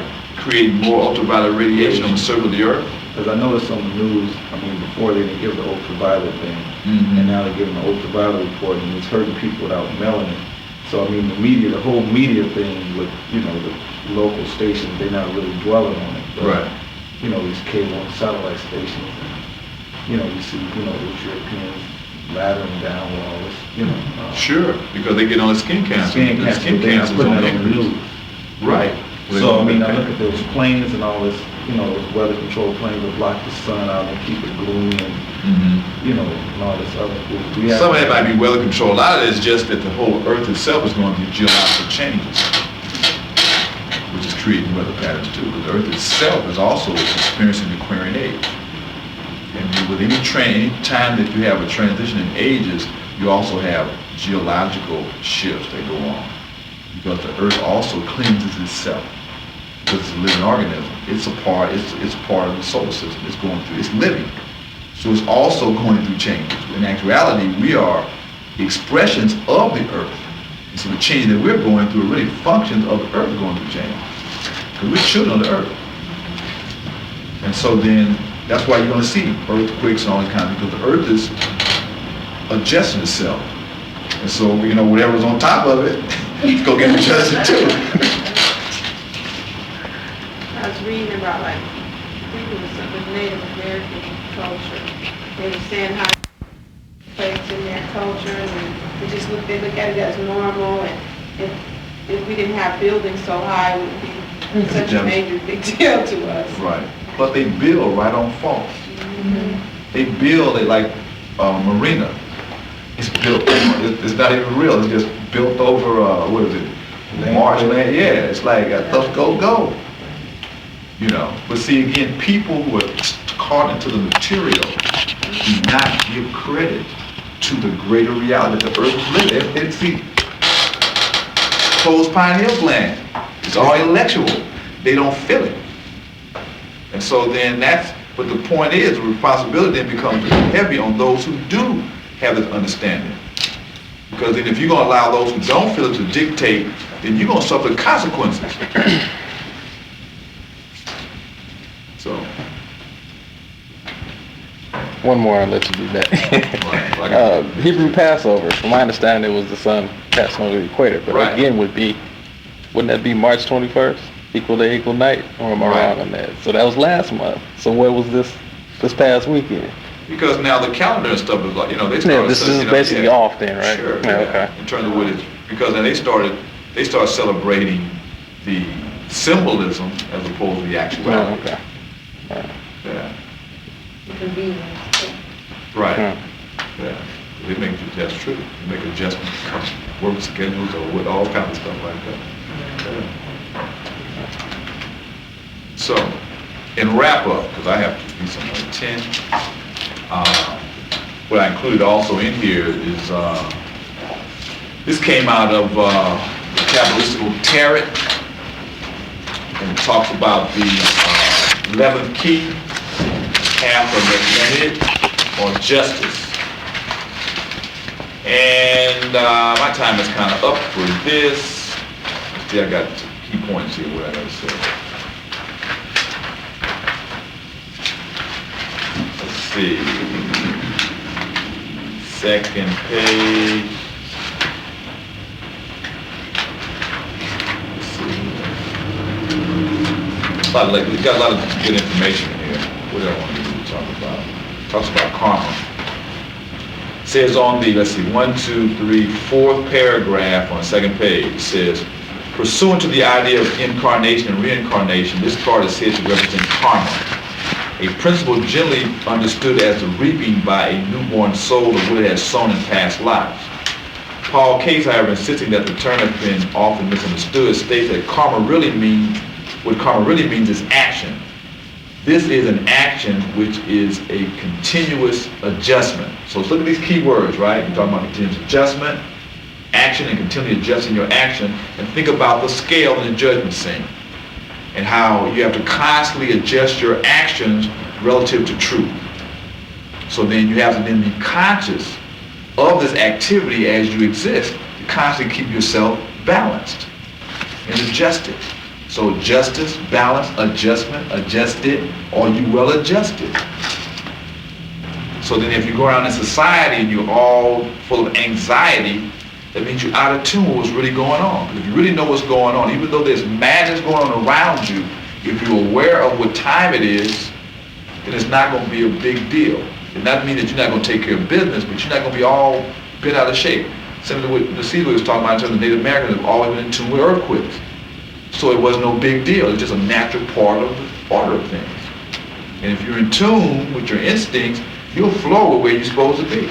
But you tell me, I'm getting out of here. I say, well, if I'm supposed to go, I'll go. So if I'm doing what I'm supposed to do, then I'll be, and I follow that intuitively, I'll be where I'm supposed to be. So,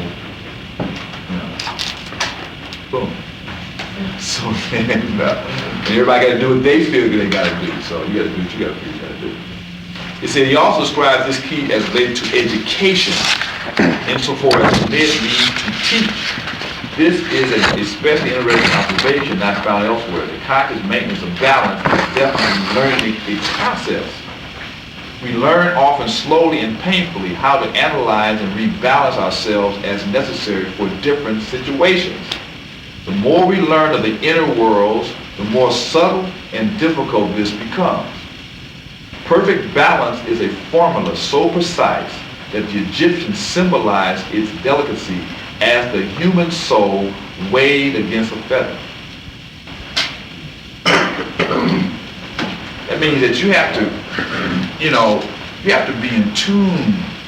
That's why we was doing those exercises in terms of chi. Chi is subtle. It ain't, like, dang, you ain't gonna feel it. You gotta be like,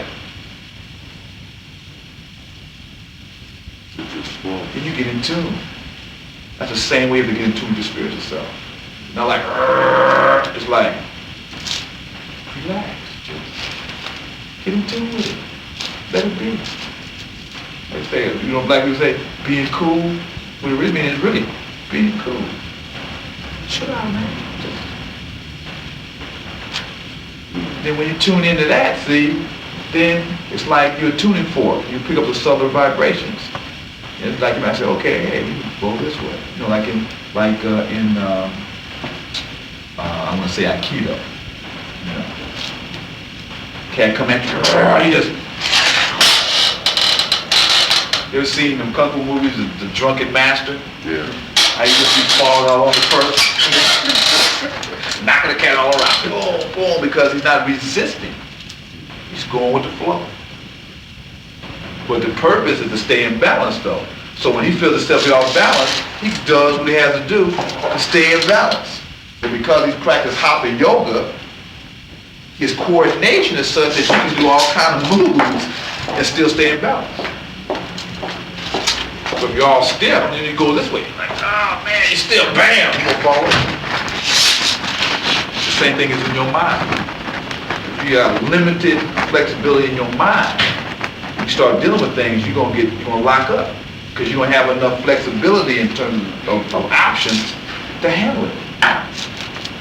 So people start shutting down. I don't want to hear that. Then they start getting mad and start challenging their thinking. Then they want to fight or something. The fight is nothing but a defense mechanism to get off the true point. Start arguing, get loud and crazy. It's a defense mechanism. So they don't want to have to really address the real issue of what you challenge them on. We see a lot of that. Yeah. On a daily basis.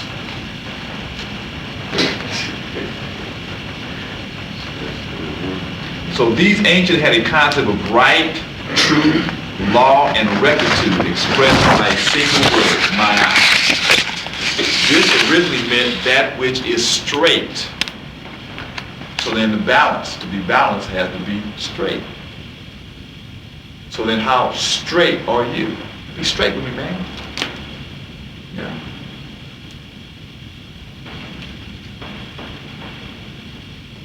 But came to mean also a rule, a measure of some sort, or a law. Ma'at was symbolized by a feather against which either the heart of the deceased or his whole body was weighed. In illustration, we find this weighing administered by Anubis and the results recorded by thought. Crowley relates both of these gods to the 19th path strength, which is, I won't get into all that, just get into the Kabbalah tree of life. You have to get into studying each of the paths that Kabbalah represents to understand the same. As a goddess, Ma'at represented moral law and truth. She was, in essence, the personification of the concept of Ma'at. It is this goddess who is shown on the Crowley card, crowned with her attribute, the ostrich feather. The weighing of souls is, of course, also implied in the golden. They talk about different versions of the tarot cards. Blah, blah, blah, blah, blah, blah, blah, blah. Okay.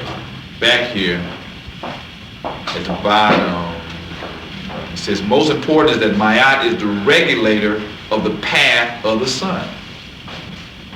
The Egyptian text suggests that it's through Ma'at that the sun subsists, for Ra is said to rest upon Ma'at and to live by Ma'at.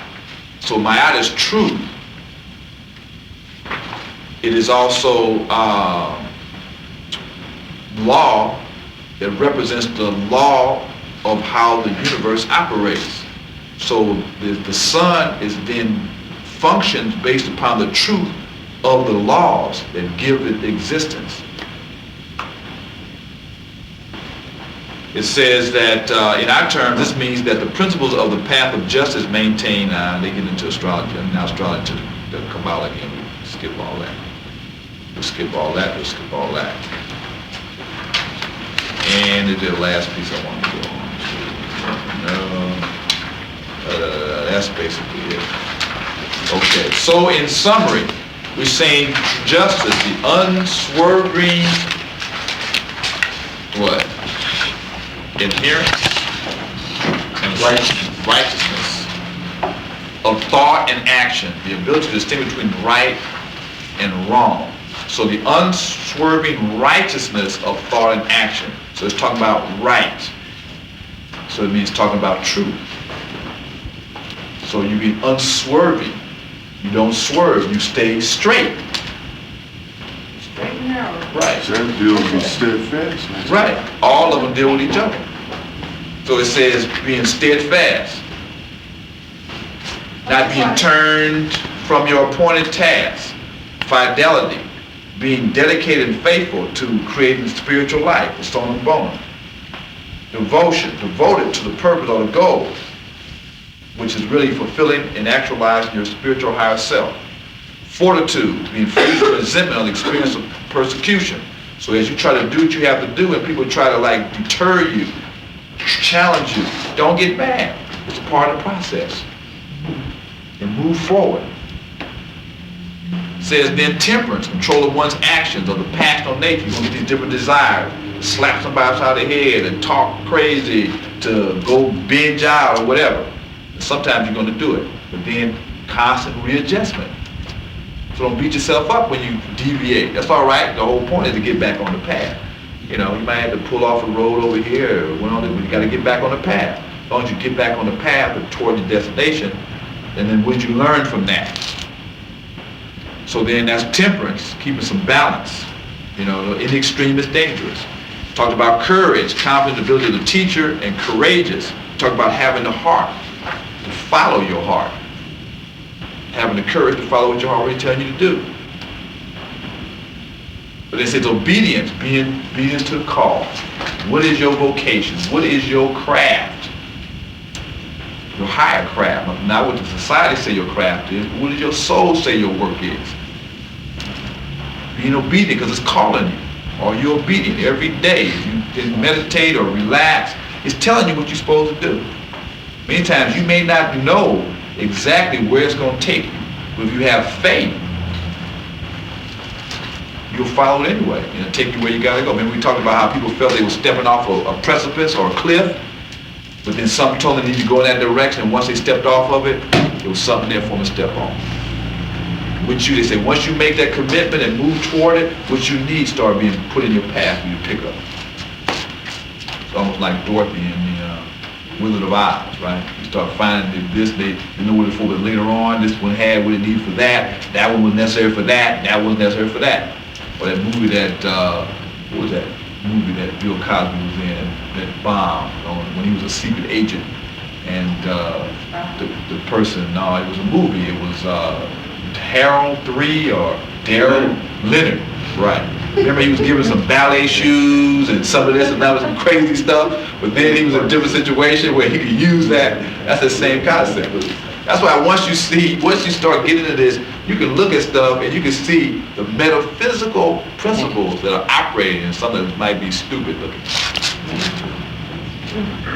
So you can learn something from everything. Everything becomes deep because you can see inside of it as opposed to outside. So that means the person that made it, you think they were that deep? No. See, a lot of artistic people tap into ideas and concepts. They don't understand the metaphysical what they're doing. But they go into that.